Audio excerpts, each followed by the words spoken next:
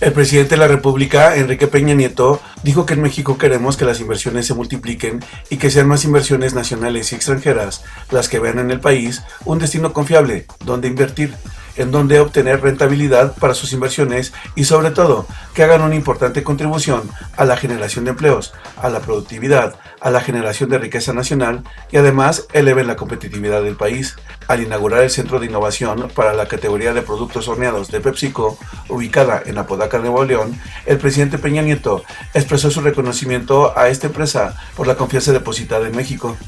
PepsiCo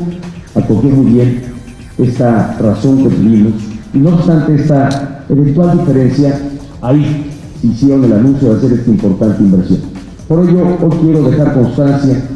de parte del Gobierno de la República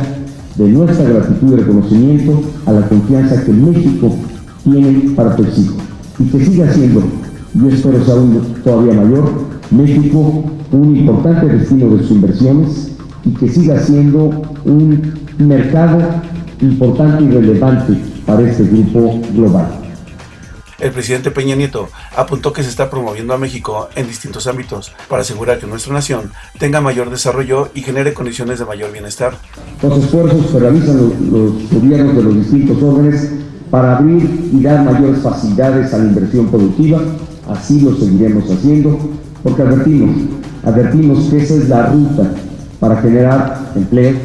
para generar productividad y desarrollo para todos los mexicanos. Ese es el alcance de las reformas que hemos impulsado,